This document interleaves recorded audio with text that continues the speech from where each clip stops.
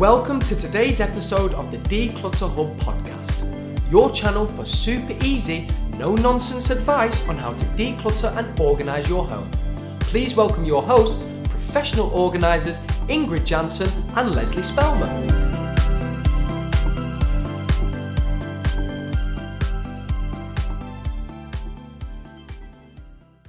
Hello and welcome, listeners, to episode 113 of the Declutter Hub podcast. I'm Ingrid. And I'm Leslie. If you have clutter and want to sort it out, this is the show for you. Now, in today's episode, Leslie and I are talking about the decluttering mistakes we see people making over and over and over again. And the thing is, if you keep making those mistakes, you won't enjoy your decluttering and organizing, and it will take you longer each time to muster up the energy to start a next task or project.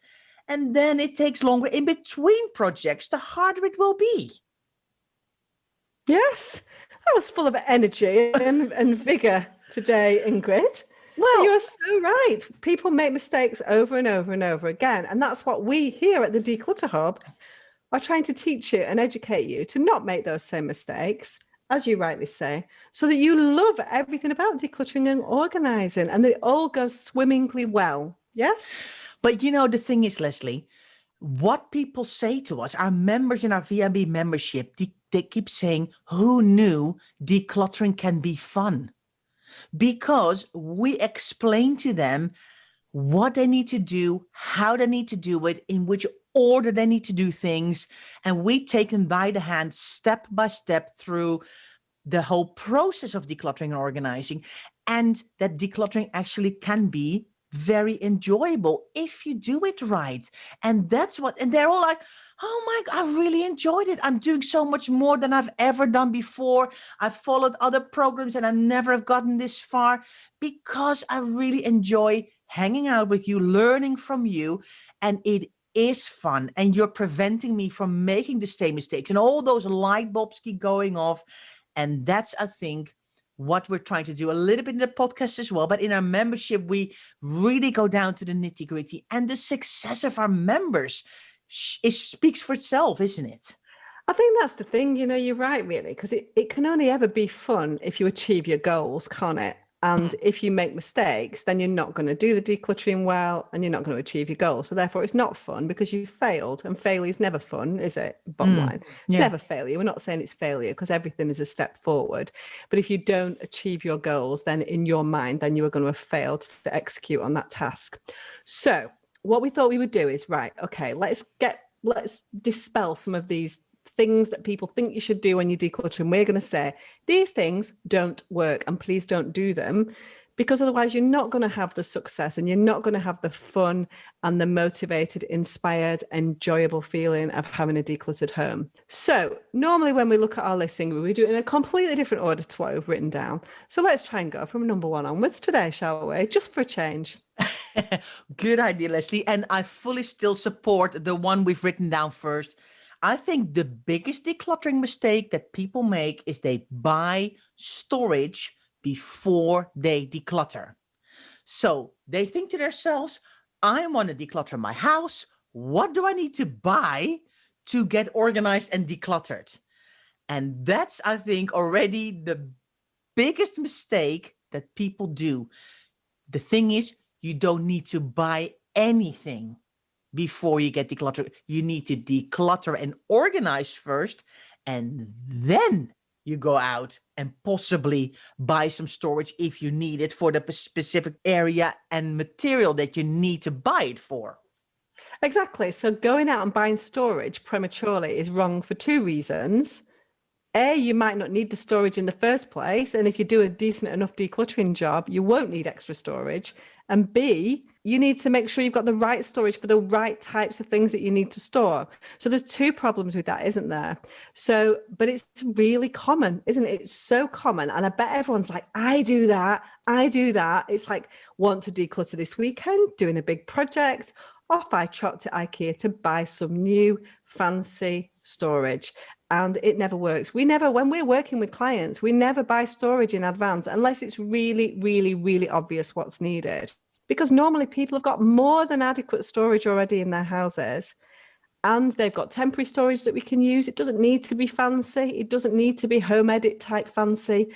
An iPhone box, a shoe box, a Tupperware container. These can be types of things that we can containerize things in that are perfectly adequate. And if you think, you know what, I would like some really nice storage, do it afterwards. Do it after, once you work out what you need. Yes, because then you know, right, this stuff is going to live in this cupboard. And so the amount of storage boxes I need is so many.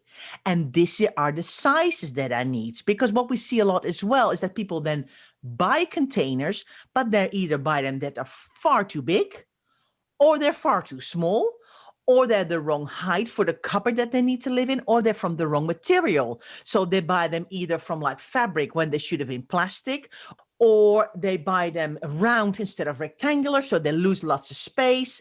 There's a lot of mistakes that people make when you buy your storage before you actually know where the items that you want to keep need to live.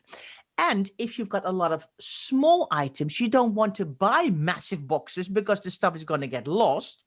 If you have smaller items, you're going to need smaller boxes. And if you've got bigger items, you need to have bigger boxes. And it also depends on the place in your house where you're going to keep it. If you're going to keep it in your garage, your loft, or your basement, you want something with lids.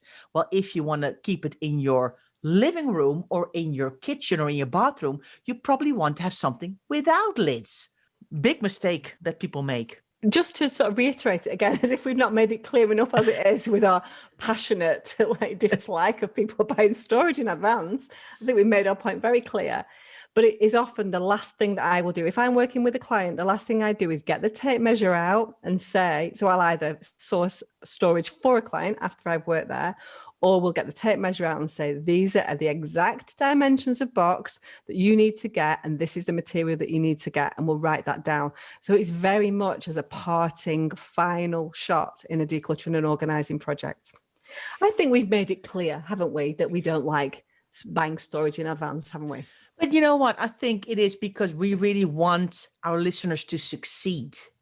And we want it to look nice for them. Because of course, you know, if you use shoe boxes and iPhone boxes to containerize and it's a temporary store, the icing on the cake is sourcing the right box for the right space. And if you kind of haphazardly bought some stuff over time with the best intentions, then you're never going to get that, oh, it looks so great. And we want you to do well on your decluttering and organizing. So that's why we are so passionate about it. And that's why it's number one on our list. And that's why we spent probably about a good 8 or 9 minutes talking about it, because it's so important. The problem that I've got now, Ingrid, as I look down our list again, is that we feel equally passionate about all the other things on our list. So we might be here for quite a while. Yeah. What's the second mistake that we think people make when they're embarking on a decluttering project? They don't prepare properly. So they wake up in the morning and go, right, this is the weekend or this is the day I'm going to declutter. And they fling up their wardrobe open and they kind of start to chuck stuff on the bed or on the floor or whatever. And they start. Actually, the starting point is really good, but the thing that's missing is the preparation. There's a couple of things you need to do before you fling open that wardrobe or that kitchen cupboards to have much more success, to feel in control of the project and to be able to finish the project. Within our membership, or we have a roadmap, we have our courses where we take people step by step. And the very first thing, our membership will not allow people to jump in at books or Sentimental. We make you do we force you to do the before you start course, before you do anything else. So that's the way our membership is designed, because we know how important it is. Of course, we all want to get to that end goal, don't we? So like, actually, I do want to do my bedroom, or I do want to do my books.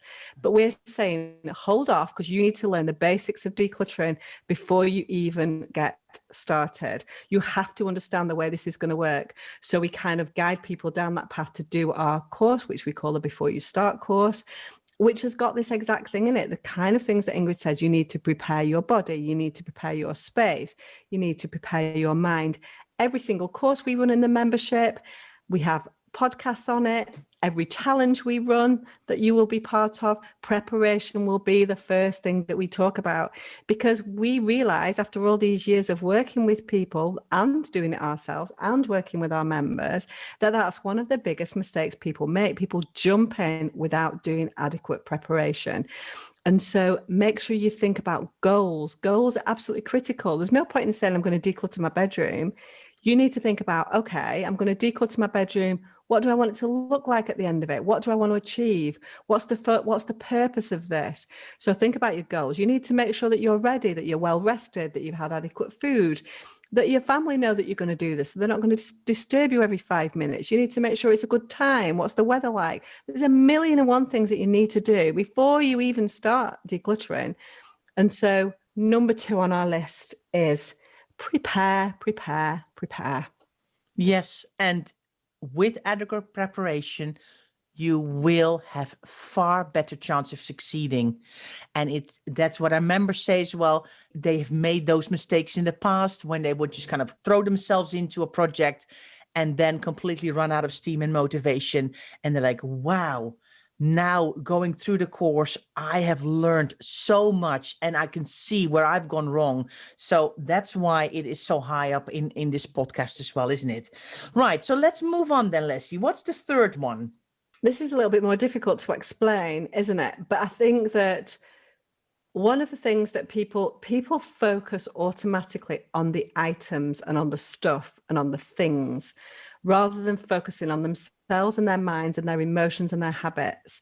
So there's one thing that we say, one little phrase that we use regularly within the Declutter Hub, which is, if you always do what you've always done, you'll always get what you've always got. And so preparation is a part of that. Going out and buying storage prematurely is a part of that, as is focusing on stuff and not emotions. And so our mind automatically takes us to the hardest place. And so when we think about a decluttering project, we think about things like, but I don't want to tackle my mum's china set that passed away, or I don't want to do my books because that's too hard, or I don't want to do my kids' toys because that's really hard. We automatically think about the hardest part of decluttering. We don't think about all the random things that we've got, where we've got 2 pots of oregano and actually we only need 1, or one of those pots of oregano is 6 months out of date, or whatever. We don't think about the random stuff that gathers together to create clutter. Those are the things that we need to tackle. So before we even start to tackle the stuff, we have to think about the emotions that are holding us back. Yeah, and it's also all the thoughts in our own heads that we are competing with, isn't it, Leslie? It's all the people around us, or or ourselves, the voice in our head that say, oh, well, you didn't do a good job last time, and you're probably not going to do it right either. Or if I can't do it perfectly, I'm not going to do it at all. Or you've always been a messy person, so why do you think now this time is going to be any different? It's all those emotions that hold us back. And that's why we focus on the stuff and thinking it's just about the stuff. And we know it's hardly ever about the stuff. It's all the emotions that are involved in decluttering and organizing. Yeah, exactly. And that's what, just talking about our Reset Your Home system. So we have a system, which many of you will have heard of, that we use at the Declutter Hub, called the Reset Your Home system, which has got 3 parts to it: thought by thought, room by room, and day by day. And so and all of those things are intertwined and cyclical. First and foremost, we need to tackle the thought process that goes behind decluttering. That's where the success is. That's where the change is. The actual decluttering and putting stuff into a bin bag and carting it off to the charity shop or the tip, that's actually the easy bit. That's almost like the byproducts of decluttering in some ways, isn't it? The stuff that goes out is the byproduct. Working through the emotions and habits that hold you back, that's the hard stuff. And that's the thing that people really struggle with. And that's why we have so much success at the Declutter Hub within the membership, because that's what we tackle all the time. We don't say, oh, well, what do you think about that out-of-date foundation? Those conversations never happen. The conversations that happen are, and what's happened to take you down a path where you've got out of control with your makeup? Does that make sense? And so those are the kind of things that we teach. Decluttering a foundation that's out of date is easy, yeah? But why did you get there in the first place? That's the bit that's not easy. Okay, Leslie. So let's move on to the next one then, which is, I think, one of my favorite things as well. the mistakes that we see people making. It's one of your favorite mistakes. Yeah. That sounds a bit wrong way around, but that's not how I mean it. But it's like we see this all the time. People want to do their worst room, the room of doom, the room of terror, the junk room, the spare room that's gotten out of control, the dumping ground, all of those names that people give the room that is the worst. And that's where they want to get started. Because that's I'm going to do some decluttering this weekend. I'm going to do the room of doom. But that's exactly what we're saying you shouldn't do, right? And we've done it with our members. We've said to several of our members, because they were like, oh, I'm in the membership. I'm so happy. I'm going to start this weekend with my room of doom. And we're like, no. You can't start there.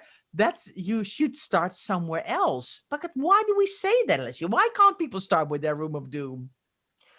Because the reason why, and again, that's probably the reason why people join us in the membership, because they have got 1 or 2 or 3 of those hideous rooms that they want to tackle, and that's what's getting you down, and that's what's making you feel overwhelmed. And so, of course, that's the end point, isn't it?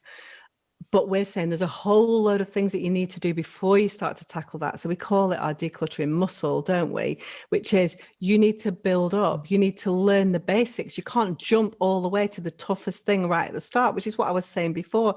People automatically think about the hardest thing first, because that's the thing that you've struggled to manage. You might have been perfectly fine decluttering your wardrobe, but you're not perfectly fine decluttering a whole room full of random stuff that's just been dumped there for years and years. Or it's got loads of paperwork in it, or it's got loads of sentimental stuff in it, or it's got stuff from your kids, or stuff that you don't know where to go. So what you need to do, so logistically, you need to find space for it in your house. And emotionally, you need to work through easier stuff and easier rooms and build up that decluttering muscle until the point that you are ready to tackle the difficult stuff. You can't, Rome wasn't built in a day, and you have to start easy and build up. And what will happen is that dumping ground, which is full of stuff that's not got anywhere to live, it still won't have anywhere to live because you've not created space for it in the rest of your house. And so it's still going to be difficult, which is the reason why people continue to fail, because they've not put the groundwork in place to find homes for the stuff in the dumping ground. It's completely true. And because it's been put in the spare room or in the dumping ground in the first place, because it couldn't go in a cupboard in the place where it's supposed to be going. And that's why we say you need to create other spaces everywhere else. And then the stuff that's in that spare bedroom has somewhere to go. Because otherwise you just keep churning the stuff around in the same room, because you're like, oh yeah, well, I've now maybe you've got decluttered it a little bit and organized a little bit, but it still has nowhere to go. So I still can't make it into a spare bedroom, or I still can't sit at my desk and do work in this room because everything else is still there, because it's got no final place to go to. And it just keeps turning and turning and turning around in the same kind of space. And that's why it's so important. And, leading on from that, all the last couple that we've mentioned and this one that we're going to mention now, again, the same principle. Again, the mistakes that people make is running before you can walk. And when we're decluttering, what we see is that people want to tackle sentimental stuff straight away. Sentimental stuff by its nature is the hardest thing that you're going to come across from a decluttering perspective. And it covers everything. So sentimental stuff, and we've got a huge course in our membership about sentimental. It spans every single room in the house, the loft, the garage, books, kids' clothes, kids' stuff, toys, everywhere. So sentimental stuff is everywhere in our homes. You look around the room that you're in at the moment, and you will undoubtedly see sentimental things on shelves, in boxes, on walls, etc. Sentimental stuff is tricky. It needs to be done as a category on its own. And once again, it needs to be done way down in your decluttering journey towards the end. We tend to want to tackle that too soon.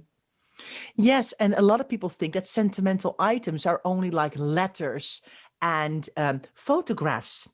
But then when you actually start to think about sentimental items, the list is quite endless, because different people have different kinds of sentimental attachments to things. So for some people, it might be kids' artwork, while for somebody else, it's furniture from their grandparents or great-grandparents, or a tea set that's been in the family for a long time, or it can be school books because they had a fantastic youth and their school books represent a really happy part of their lives. So sentimental is different for everybody. So what we're very tempted to do is to go, I'm going to tackle my sentimental. And then we find out that actually there might be 12 different categories of sentimental items in your home. And you have to break that project down in very small chunks. And because it's the hardest category to do, you need a lot more decluttering muscle to actually do it. And I'm not going to lie. I mean, photographs is a very tricky one for me as well. And, things like cards and letters, I find that not an easy thing to do. So that's why Leslie and I have a really big course in our membership with, I think, 15 or 20 videos in it alone about sentimental items. So that is something that you need to do as one of the last parts in your decluttering journey. You need to start to do the easier stuff first, and then when you kind of start to get everything into place in your house, that's when you start to look at sentimental items. It's really interesting, Ingrid, because when people join our Facebook group, one of the questions that we ask is, what's the hardest thing that you find when you're decluttering? And I can absolutely guarantee that 8 out of 10 people say sentimental stuff, don't they? It's always sentimental stuff. And so that is hard, but that doesn't need to be the first thing that you tackle. And that's what we're saying. You're going to get there in the end, but you need to have worked through loads of other stuff first.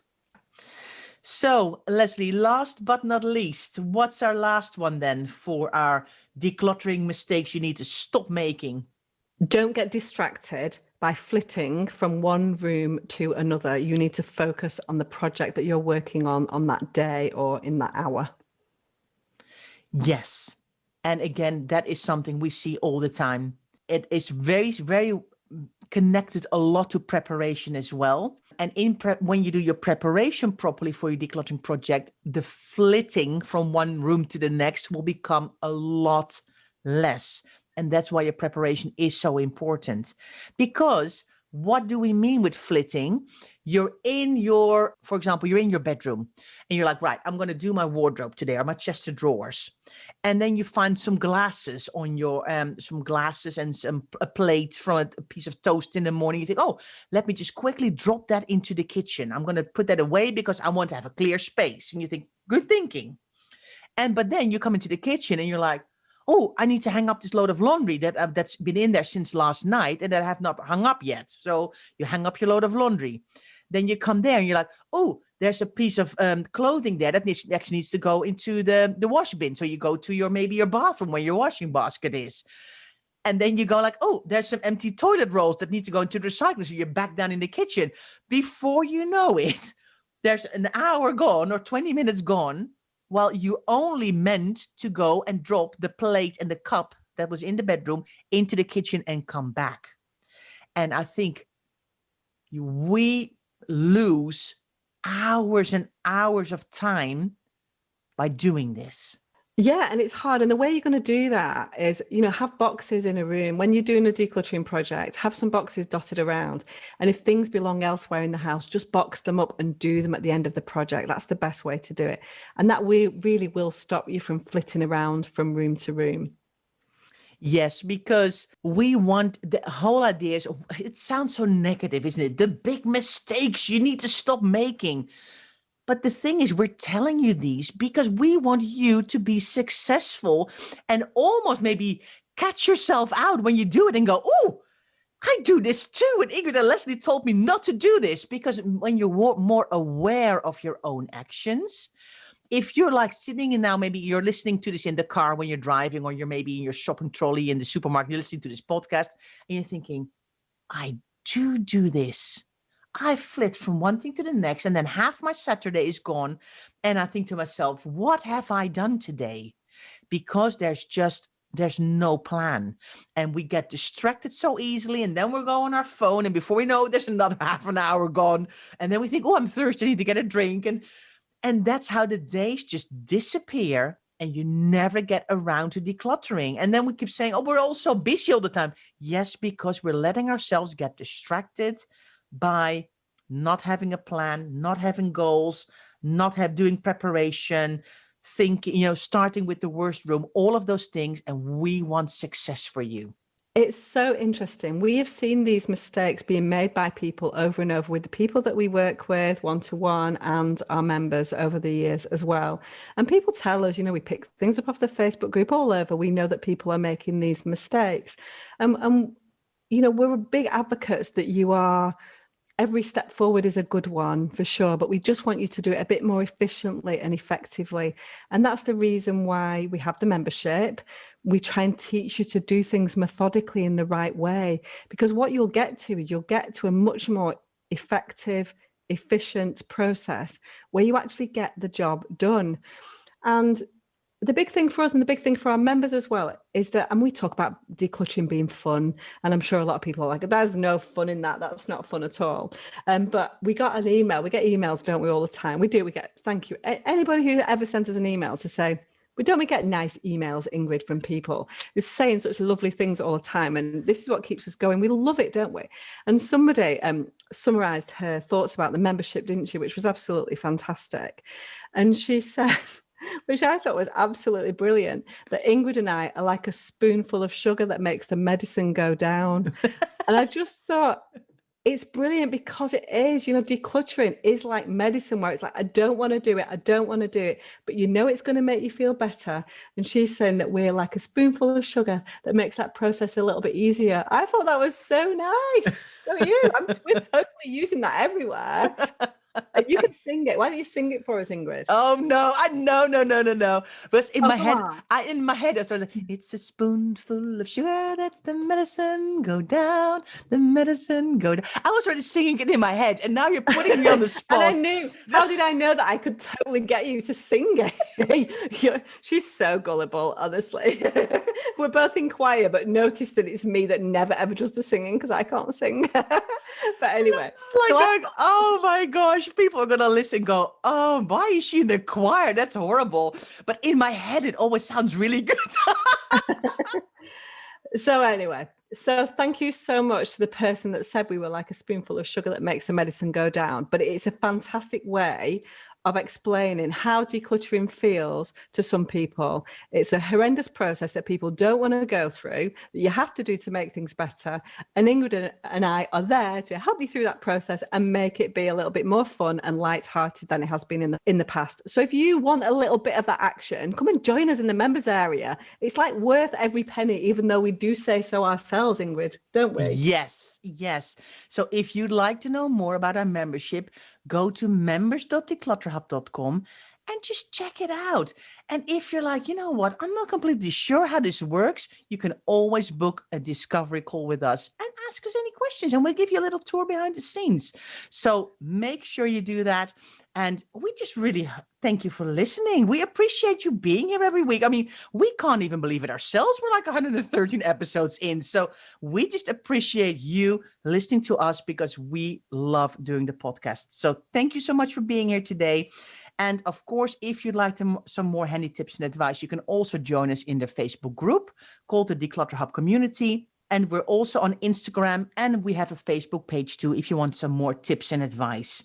If you don't want to miss our next episode, please subscribe to the Declutter Hub podcast, and it will pop into your notifications each Friday. Thanks so much for listening, and we'll see you next time. Thanks for listening to this week's episode of the Declutter Hub podcast. Check out declutterhub.com for more inspiration, and don't forget to tune in next week.